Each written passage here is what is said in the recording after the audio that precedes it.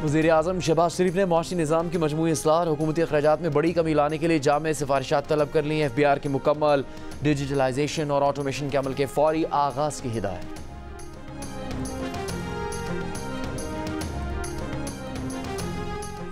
Security के अलावा फ़ौज पाकिस्तान का इंतखाबी अमल से कोई ताल्लुक नहीं था। मखसूस सियासी अनासिर गैर मुसद्दक़ा इल्ज़ामात लगाकर पाक फ़ौज को बदनाम कर रहे हैं।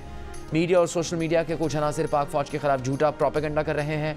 ऐसे अनासिर की पाक फ़ौज के खिलाफ हर्जा सराई इंतहाई काबिल मजम्मत है। Army chief general Syed Asim Munir की ज़ेर सदारत कोर कमांडर्स कॉन्फ्रेंस का एलामिया जारी।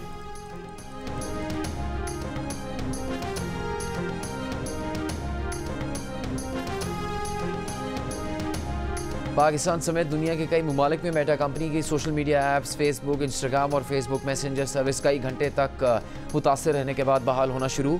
मेटा की जानिब से अब तक इस बारे में कोई तफसील जारी नहीं की गई। कोरंगी कराची में डकैती मुज़ाहमत पर क़त्ल, यूनिवर्सिटी तालिब इल्म लारैब की नमाज़ जनाज़ा अदा कर दी गई। लारैब के वालिद का इंसाफ और मुजरिमों के खिलाफ कार्रवाई का मुतालबा।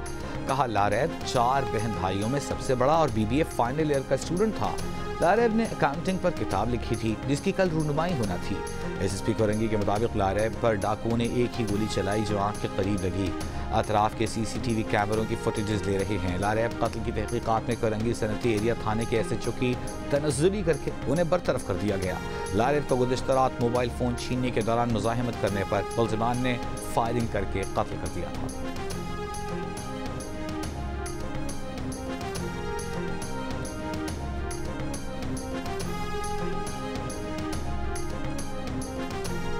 नए भर्ती होने वाले सरकारी मुलाजमीन को रिटायरमेंट के बाद सरकारी खजाने से पेंशन ना देने की तजवीज़ तैयार।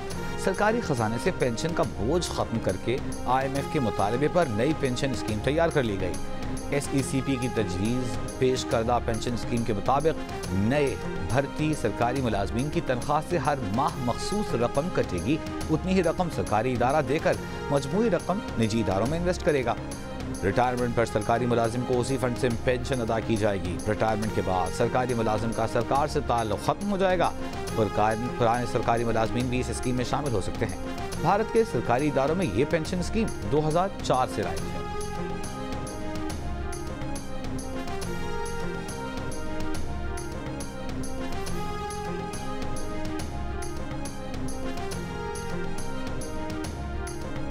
तौहीन अदालत केस में DC इस्लामाबाद की सजा के खिलाफ अपील पर समाअत करने वाला बेंच टूट गया। Chief justice Islamabad high court justice Aamir Farooq और जस्टिस तारिक महमूद जहांगीरी ने समाअत की।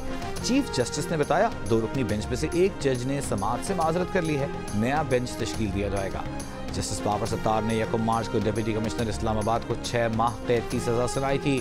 अदालत ने सजा 1 माह के लिए मुअत्तल करते हुए अपील का मौका दिया था। अदालत ने कहा था कि अपील में फैसला मुअत्तल न हुआ तो DC को 1 माह बाद जेल भिजवा दिया जाए।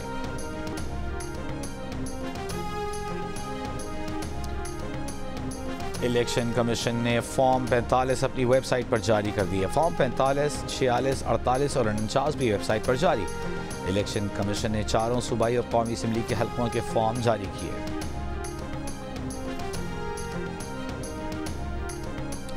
कोयटा में पश्तूनख्वा मिली अवामी पार्टी की अपील पर हड़ताल। दुकानें, कारोबारी मराकज़ बंद। PK मैप ने पार्टी चेयरमैन महमूद अजगसई के घर पर छापे के खिलाफ हड़ताल की कॉल दी है।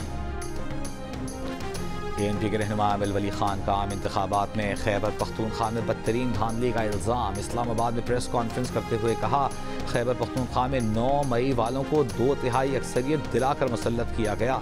ये कैसा जुनून है जो सिंध, बलूचिस्तान और पंजाब में नहीं सिर्फ KP में रह गया। 10 साल में सूबे में उन्होंने ऐसी क्या कारकर्दगी दिखाई।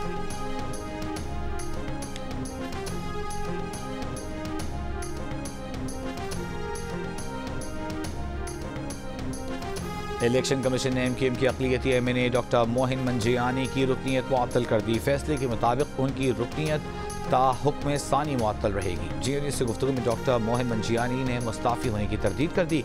कहा उनका इस्तीफ़ा जाली दस्तखत के साथ इलेक्शन कमीशन में दिया गया है। पार्टी क़यादत से बात करने की अब गुंजाइश नहीं, वो दुबई चले गए हैं।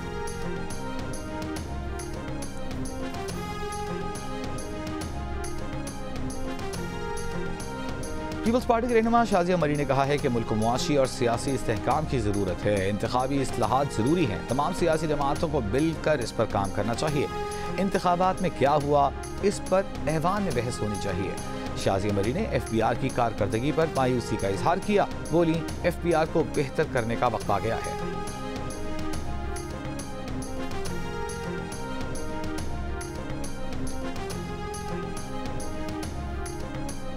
300 यूनिट मुफ्त बिजली देने का वादा पूरा करें।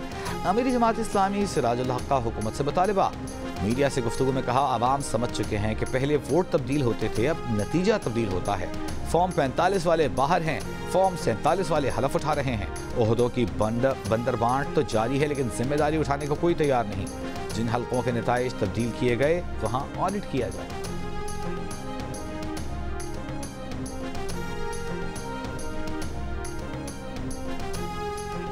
ट्रैफिक कानून पर अमल दरामद के लिए सख्ती करना पड़ी तो करेंगे। वज़ीर आला पंजाब मरियम नवाज का ऐलान।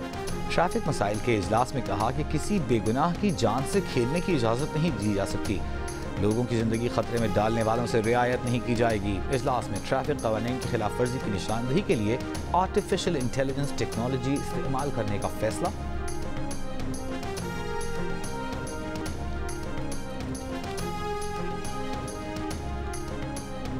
बलोच यकजहती कमेटी की महारंग बलोच का कहना है कि गवादर और जीवानी समेत मुख्तलिफ इलाकों में बारिशों से घर और इंफ्रास्ट्रक्चर तबाह हो गए।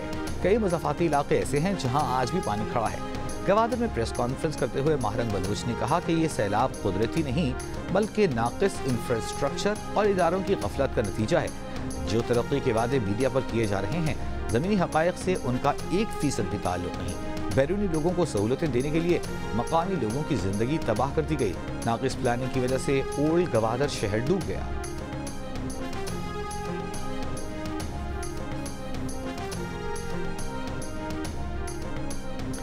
बलूचिस्तान में बारिशों का नया सिस्टम दाखिल। गवादर समेत सूबे के 16 अजला मुतासर होने का खदशा। तेज हवाओं गरज चमक के साथ बारिश का इम्कान। गवादर में सिस्टम के ज़ेर असर तेज हवाओं के साथ हल्की बारिश।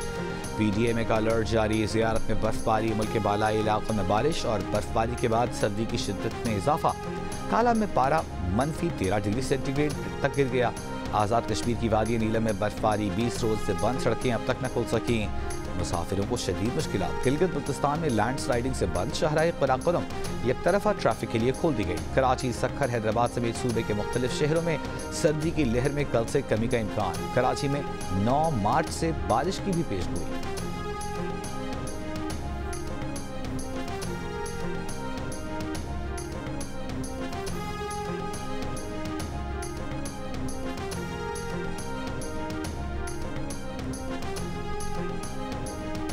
ठट्ठा के करीब माहीगीरों की कश्ती डूब गई। लापता 50 माहीगीरों को बचा लिया गया। रहनुमा फिशरीज के मुताबिक रात तेज हवाओं के सबब लॉन्च उलट गई। हादसा ठट्ठा और कराची के दरमियान बीच हजामो क्रीक के करीब पेश आया। माहीगीरों का ताल्लुक इब्राहिम हैदरी से है।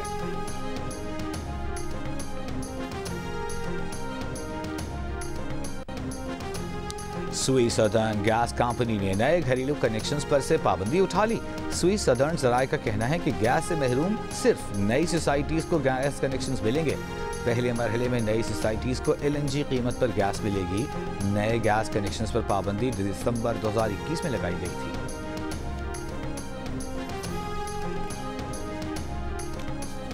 खैबर पख्तूनख्वा असेंबली में खातून मेंबर के साथ बदतमीजी के वाक़े के खिलाफ home based women workers federation और national trade union federation Pakistan का कराची प्रेस क्लब के सामने एहतजाज। लाहौर इजरा वाक़े की भी मजम्मत। कहा, असेंबली में खातून से ये सलूक शर्मनाक है। औरतों को तहफ़्फ़ुज़ का एहसास दिलाना चाहिए।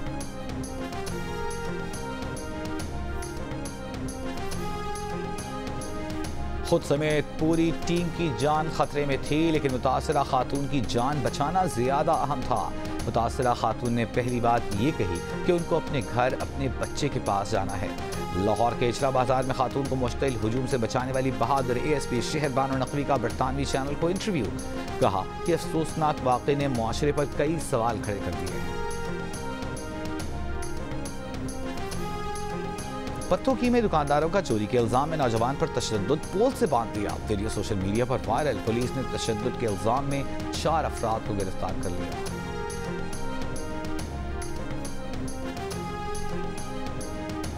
गजा में इमदाद के मुंतज़िर फ़लस्तीनियों पर इसराइली फ़ौज का एक हफ्ते में तीसरा हमला। कुवैती चौक पर फायरिंग से मुतअद्दिद फ़लस्तीनी शहीद और ज़ख्मी। इसराइली फ़ौज के रफ़हा और खान यूनुस पर हमलों में 25 फ़लस्तीनी शहीद। अक़वाम मुत्तहिदा के इमदादी इदारे बलाए फ़लस्तीन UNRWA के सरबराह की जनरल असम्बली में इसराइल पर तनकीद। कहा, इसराइल गजा में फ़लस्तीनियों के तहफ़्फ़ुज़ में UNRWA के किरदार को ख़त्म करने के दरपे है। गजा में सिर्फ 150 दिन में 30,000 से ज़ायद फ़लस्तीनी मारे गए। हर तरफ भूख है। चंद माह के बच्चे पानी की कमी और भूख से मर रहे हैं। नॉर्वे का UNRWA के लिए फंडिंग जारी रखने का ऐलान। और वज़ीर आज़म शहबाज शरीफ तूफ़ानी बारिशों के मुतासरीन की दादरसी के लिए गवादर पहुँच गए। इमदादी कामों का जायज़ा लिया, चेक तक़सीम किए। मुतासरीन को 4 दिन में रकम अदा करने का ऐलान। कहा, इमदाद एहसान नहीं है, हमारा फ़र्ज़ है।